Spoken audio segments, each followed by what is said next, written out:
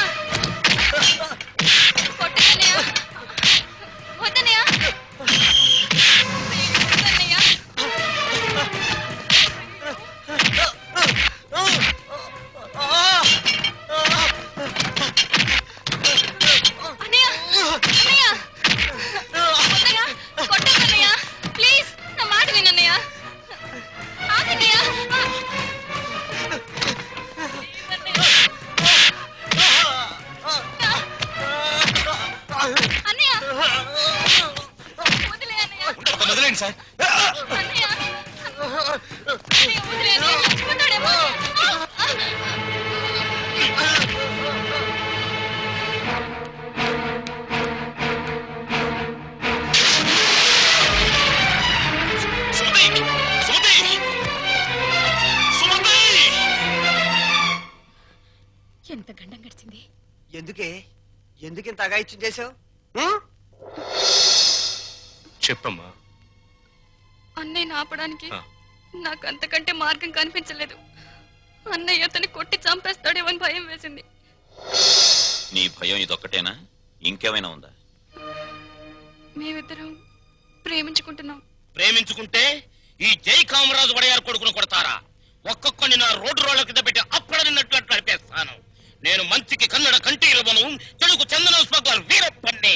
కొట్టింది కాక పెళ్లి చేసుకోమనడానికి వచ్చారా? జరిగిన దానికి క్షమించమని అడగడానికే వచ్చాం. క్షమించను. ప్రధానమంత్రి ఫోన్ చేసి చెప్పినా క్షమించను. ప్రధానమంత్రి ఏమో. అలాగా. హలో, నువ్వా? మా ప్రసాద్ను కొట్టిన విషయం నీ దాకా వచ్చిందా? నా కొడుకును కొట్టిన వాళ్ళను తారులో కలిపి రోడ్డు వేసేంత వరకు నిద్రపోదని నా రోడ్ల మీద ప్రమాణం చేశాను రా. నా బావమరిది అమెరికా నుంచి. అప్పుడే నా పరువు ఇండియా దాటి అమెరికా దాకా వెళ్ళింది. అసలు నా ఇంటికి రావడానికి సిగ్గులేదు మీకు? చూస్తే దిట్టంగా నలుగురున్నారు. మీరు ఎవరు నా కొడుకును కొట్టింది చెప్పండి. నేనే కొట్టాను. నా కొడుకుని 10 మందిలో కొడతావా? పరువు లేని కుటుంబంలోని మనిషి కాబట్టి పశువులా ప్రవర్తించావు. మగవాడన్నాక చెయ్యి వేస్తాడు. వేస్తే నీ చెల్లెలు ఎందుకు ఊరుకుంది? ప్రేమించింది కాబట్టి ఊరుకుంది. వంశాన్ని బట్టి ఆలోచనలు, ఆలోచనలు బట్టి బుద్ధులు. ఆడపిల్లను పెంచుకోవడం చేతగాక ఊరు మీద వదిలిపెట్టిన మీ కుటుంబం బతుకు ఎలాంటిదో. కప్పు కొడుతుంది. బయటికి వెళ్ళండి నాయన, ఇల్లంతా కడిగించుకోవాలి. రండి. మా అమ్మ మళ్ళీ చచ్చిపోయింది. మా అమ్మ ఫోటో బద్దలు కొడతావా? నిన్ను ఎందుకంత కోపం వచ్చింది? మా అమ్మ ఫోటో పగల కొడితే నాకు కోపం, పక్కింటోడు కోపం వస్తుందా? ఆ ఫోటోకి ప్రాణం లేదుగా. అయినా అదంటే నాకు ప్రాణం. ఎప్పుడో చచ్చిపోయిన మీ అమ్మ ఫోటో పగలగొడితేనే మీకింత ఉలుకొచ్చిందే. ప్రాణానికి ప్రాణమైన నా చెల్లెల మీద చేయి పడితే నా రక్తం ఉడికిపోదా? ఆడదాన్ని గౌరవించడం చేతకాని మనిషివి అమ్మ ఫోటో మాత్రం పెట్టావు. ఇందాకేమన్నారు? మగాడన్నాక ఆడపిల్ల మీద చెయ్యేడా అని అన్నారు కదా. నేను ఇప్పుడు మీ పెళ్ళ మీద చెయ్యేస్తాను. మగాడే కదా, పోలే మీరు ఊరుకుంటారా? రంగా, అమ్మా క్షమించమ్మా. అంతేనమ్మా, అంతే. దోపిడీలు చేసేవాళ్ళు, మద్దతులు చేసేవాళ్ళు, మానభంగాలు చేసేవాళ్ళు దర్జాగా తలెత్తుకు బతుకుతున్నారు. కానీ ఆడపిల్లల్ని కన్నవాళ్ళు మాత్రం తలెత్తుకు బతకలేకపోతున్నారు. అదండి ప్రపంచం. వస్తాం సార్, వస్తాం. ఇందాక మీళ్ళు కడుక్కోవాలన్నారుగా, మర్చిపోకుండా ఫినాయిల్ తో కడుక్కోండి. వదన్నా. అమ్మా నీకో శుభవార్తే. నీ మనవడికి రఘురామయ్య గారి అమ్మాయితో పెళ్లి కుదిరింది. అవును, ఈ రఘురామయ్య గారే. ఓకేను.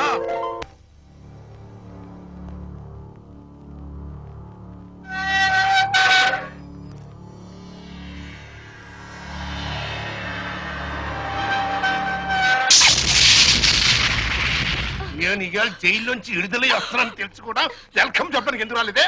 నాకు ఇక్కడ బోర్డు హోంవర్క్ ఉంది. ఆ! నువ్వు హోంవర్క్ చేయటమేంటి?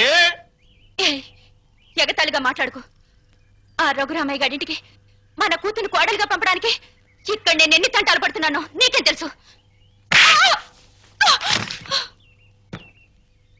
నా గర్భశత్రు ఇంటికి నా కూతుని కోడలుగా పంపిస్తావా? మన జీవితానికి విలన్ అనుకున్న వాడింటికి నాగుపావుని వదిలావనుకో, ఊహించుకో.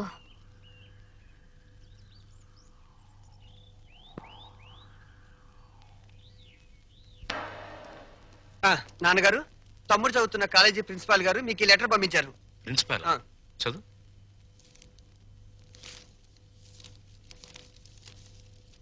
గౌరవనీయులైన రఘురామయ్య గారికి నమస్కారములు.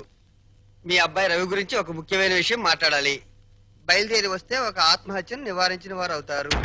ఇట్లు భవదీయుడు Bhavani Prasad, principal, MRC college. మీ అబ్బాయి రవి ప్రవర్తన ఏం బాగోట్లేదు. అయితే వాడు మా రవి అయి ఉండడు.